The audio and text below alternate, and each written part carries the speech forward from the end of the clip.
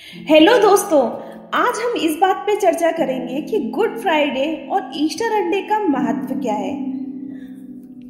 दोस्तों, भारत एक ऐसा देश है जिसमें हर तरह के, हर जात के लोग रहते हैं। सभी को संविधान में समान अधिकार प्राप्त है।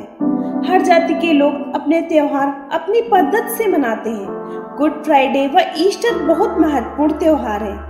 क्रिश्चियन जाति के लोगों का इसी के साथ गुड फ्राइडे शुक्रवार और ईस्टर रविवार को मनाया जाता है। गुड फ्राइडे व ईस्टर क्रिश्चियन जाति के लोगों का बहुत महत्वपूर्ण त्योहार है। इसी के साथ गुड फ्राइडे शुक्रवार और ईस्टर रविवार को मनाया जाता है, जो क्रिश्चियन समाज के लिए बहुत पवित्र शुक्रवार व रविवार में से एक है। गुड फ्राइडे एक ऐसा दिन था जिस दिन यीशु मसीह के सूली पर चढ़ने और दफन होने की दुखद घटना घटित हुई थी। ऐसा कहा जाता है गॉड यीशु ने बहुत कठिन उपवास, त्याग व आत्म बलिदान किया। आज लोग उसी का अनुसरण करते हुए उनके इस बलिदान को याद करते हैं और उनके लिए उपवास रखते हैं। यीशु को मानवता के खातिर क्रूस पर चढ़ाया गया था। पश्चल त्रिदुम का एक पार्ट है। गुड फ्राइडे का महत्व तो एक ही है। गॉड यीशु के इस बलिदान को ध्यान में रखा जाता है और उनकी याद में मनाया जाता है, परंतु तरीके कभी कभी चर्च में थोड़े बदल से जाते हैं। काले कपड़े पहनकर चर्च जाते हैं। इस दिन कैंडल नहीं जलाई जाती।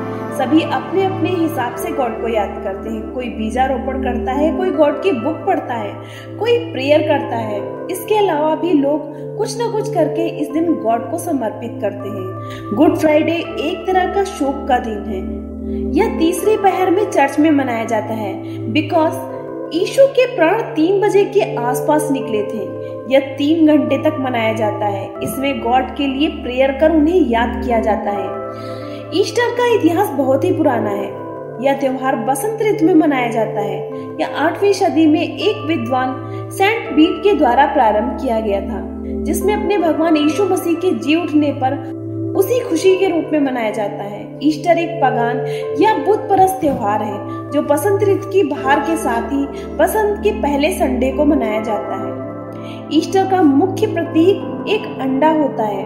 वर्तमान में ईस्टर नई कायाकल्प, नया उत्सव, पुनर्जन्म, नवीनीकरण और पृथ्वी पर रहने वाले लोगों और हर प्राणी के लिए उन्नति का प्रतीक है। ईस्टर के तथ्य अपने आप में काफी रोमांचक है, जिसमें हर चीज का अपना ही महत्व है और उसके संबंध में एक कथा है। जिस तरह एक उदासी से भरा माहौल रहता है, परंतु बसंत की बहार के साथ माहौल खुशनुमा हो जाता है, उसी प्रकार शैल यीशु की कब्र का प्रतिनिधित्व करता है, लेकिन बसंत के फूल यीशु की मृत्यु के बाद पुनः जीवन का प्रतिनिधित्व करते हैं। ईस्टर में अंडे का बहुत महत्व है, क्योंकि जिस प्रकार चिड़िया सबसे पहले अपने घोंसले में अंडा देती है, उसके बाद उसमें से चूजा निकलता है, उसी प्रकार यहाँ अंडे को एक शुभ स्मारक माना जाता है और ईस्टर में बहुत तरीके से इसका उपयोग किया जाता है। कहीं चित्रकारी करके, कहीं दूसरे रूप में सजाकर उपहार के रूप में एक दूसरे को दिया जाता है। यह एक शुभ संकेत होता है, जो लोगों को देकर उनके जीवन में नया उत्साह और उमंग बढ़ता है। कनाडा विश्व की सबसे बड़ी ईस्टर एग की साइट है।